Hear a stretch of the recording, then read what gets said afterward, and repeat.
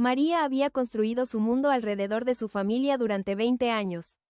Cuando se casó con Carlos, un hombre trabajador pero de carácter dominante, había dejado atrás todo lo que la hacía ser ella, sus estudios, sus amistades, y sobre todo, su gran pasión, el bordado. Desde niña, había mostrado una habilidad especial para transformar telas comunes en verdaderas obras de arte. Con solo 18 años ya había ganado su primer premio nacional, y su trabajo era admirado en toda la región. Pero cuando se convirtió en esposa y madre, creyó que su lugar estaba en el hogar. El trabajo de una mujer es cuidar de su marido y de sus hijos, le decían sus suegros, personas rígidas y convencidas de que la mujer debía estar al servicio del hombre. Tus bordos son un pasatiempo, ahora lo importante es esto.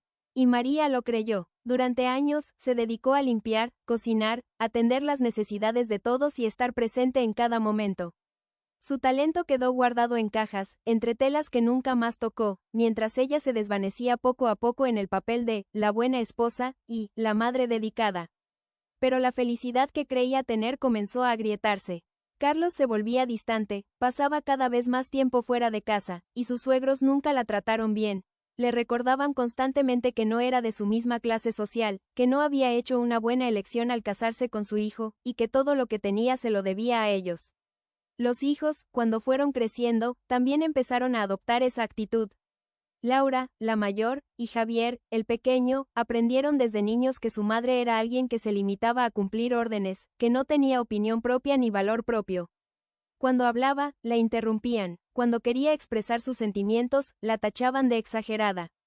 María se acostumbró a callar, a creer que su única función era dar y dar, sin esperar nada a cambio. Hasta que llegó ese día de otoño, cuando todo se derrumbó. Llegó a casa más temprano de lo habitual, con las manos temblando, y encontró sobre la mesa de la cocina una nota escrita con la letra de Carlos. María, me voy. He conocido a alguien que me comprende, que me hace sentir que soy alguien más que un marido y un padre. No te busques explicaciones, simplemente ha llegado el momento de ser feliz. No te preocupes por mí, yo me encargo de todo. María se quedó paralizada. No podía respirar. ¿Quién era esa mujer? ¿Cómo podía Carlos, con quien había compartido tantos años, tantos sacrificios, irse así sin más? Pasaron días antes de que lograra averiguar su identidad. Cuando finalmente supo la verdad, el dolor se convirtió en un puño que le apretaba el pecho. Era Lucía, una joven de 22 años que había trabajado como empleada doméstica en su casa hacía 5 años. María la había tratado con amabilidad, le había dado ropa, le había ayudado a estudiar y le había mostrado cariño como si fuera una hija. Y esa mujer, a quien ella había protegido, se había llevado a su marido y había destruido su vida. Lo que vino después fue peor que la partida de Carlos. Cuando los hijos se enteraron, no mostraron ni un poco de compasión. Al contrario, se volvieron contra ella con una dureza que María no habría imaginado. Tú tienes la culpa de todo, le decía Laura, con la voz llena de desprecio. Si hubieras sido una buena esposa, si hubieras sabido tratar a papá, él no se habría ido con otra. Sí, añadía Javier, sin mirarla a los ojos. Tú siempre estás distante, siempre pensando en tus cosas. Ahora papá es feliz, y tú nos has arruinado la vida. María intentó explicarles que ella había dado todo lo que tenía, que había sacrificado sus sueños por ellos. Pero las palabras no servían de nada. Los suegros, que habían estado esperando el momento para atacarla, llenaron sus cabezas de mentiras. Le dijeron que ella había sido una mala madre, que había descuidado el hogar, que había manipulado a Carlos. Les contaron historias falsas sobre su comportamiento, y los adolescentes, que estaban en una edad donde creían todo lo que se les decía, terminaron creyendo que su madre era la culpable de todo lo que había pasado. No queremos vivir contigo, le dijeron un día. Tú eres la causa de nuestros problemas. Nos vamos a quedar con los abuelos, y con papá cuando vuelva. Quedarse sola en esa casa llena de recuerdos fue como estar en una tumba.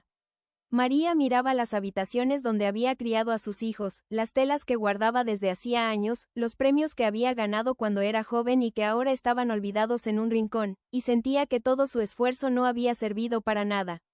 Había dedicado 20 años de su vida a una familia que la había rechazado, que la había tratado como a una sirvienta y que ahora la acusaba de ser la culpable de su desgracia. La frustración crecía en su interior como una planta silvestre, llena de espinas. Sentía rabia, un dolor tan grande que le dolía hasta el cuerpo. ¿Por qué le había pasado esto?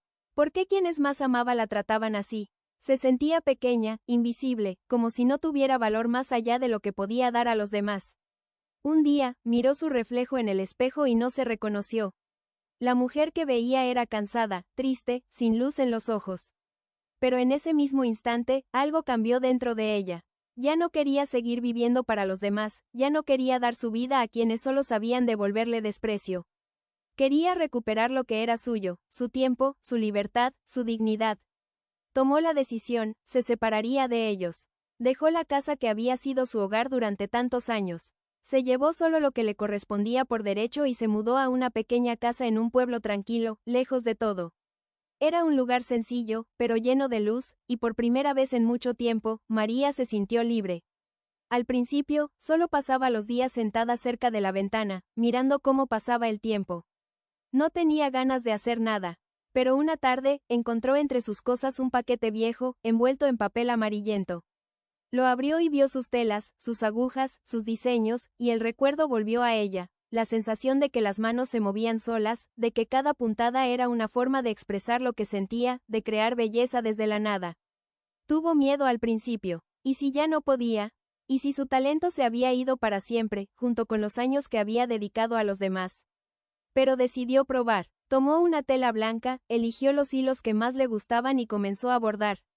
Al principio fue difícil. Las manos le temblaban, olvidaba algunas técnicas, sentía que le faltaba algo. Pero poco a poco, el dolor comenzó a transformarse. Cada vez que pasaba la aguja por la tela, sentía que sacaba de su interior todo lo que la había lastimado, la traición, el desprecio, la frustración. Cada diseño era una historia, cada color era un sentimiento. En poco tiempo, su mano volvió a ser la misma de antes. Incluso mejor. Porque ahora, sus bordos no eran solo figuras y colores, tenían alma. Llevaban la fuerza de su superación, la intensidad de sus sentimientos, la belleza que nace del dolor transformado. Cuando terminó su primera obra nueva, se quedó mirándola con orgullo. Era un trabajo más perfecto que todos los que había hecho antes. Y entonces, recordó que cuando era joven, sus clases de bordado eran famosas, que muchas mujeres venían de lejos para aprender de ella. Se dijo a sí misma, ya no soy la mujer que vivía para los demás. Ahora soy yo, y quiero compartir esto, pero a mi manera. Decidió abrir un pequeño taller y dar clases de bordado. No lo hizo por dinero, ni por reconocimiento al principio. Lo hizo porque era lo que más amaba, y porque quería recuperar esa parte de sí misma que había estado escondida durante tanto tiempo. Las noticias se extendieron rápido.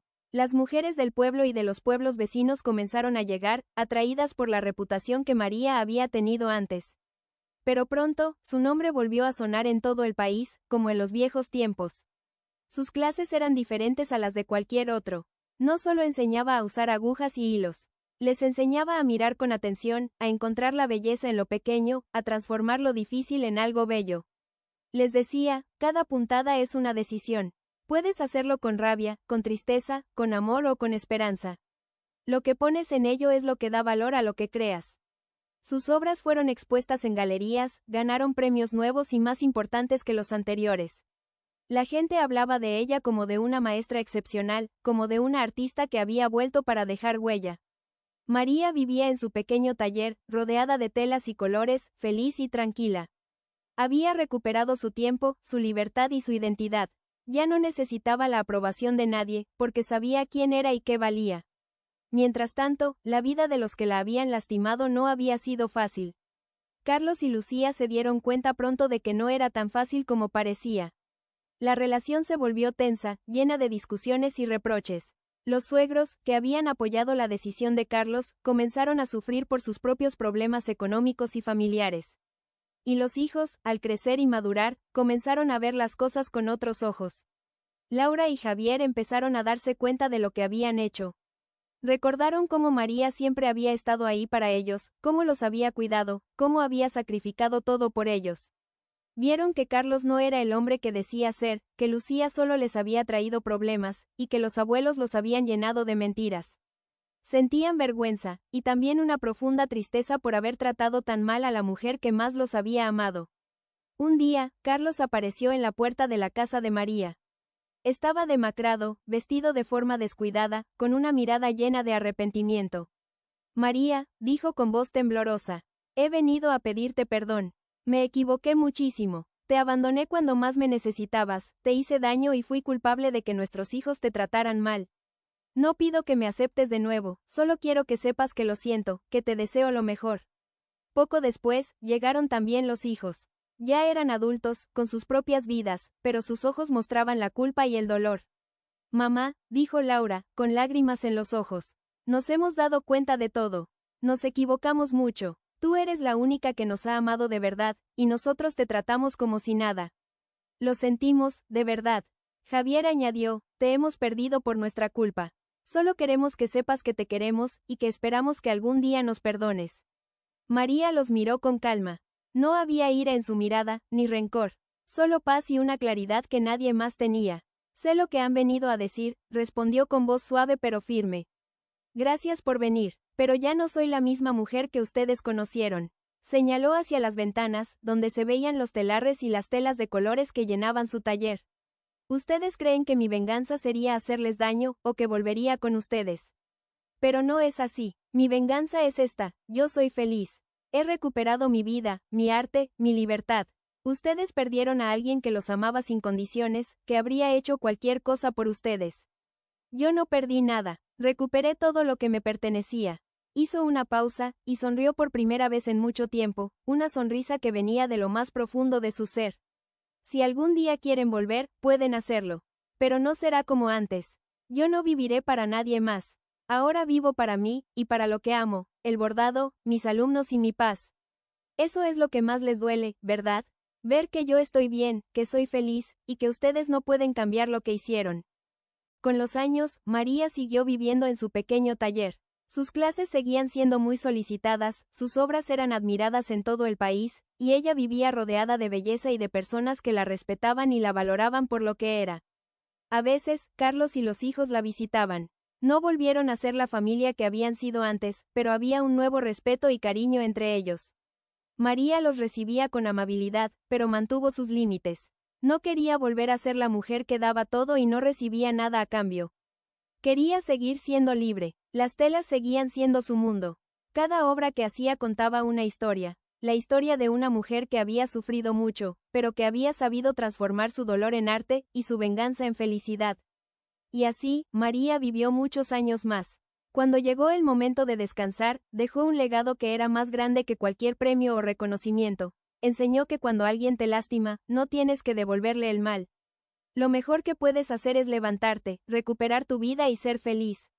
Porque eso es lo que más duele a quien te ha hecho daño. Ver que tú eres fuerte, que sigues adelante y que no necesitas de él para ser feliz. Sus alumnos siguieron enseñando lo que ella les había dicho, y sus obras se conservaron como ejemplo de que incluso las peores experiencias pueden convertirse en algo hermoso, si tienes el valor de transformarlas. Gracias por ver Historias de Madrugada.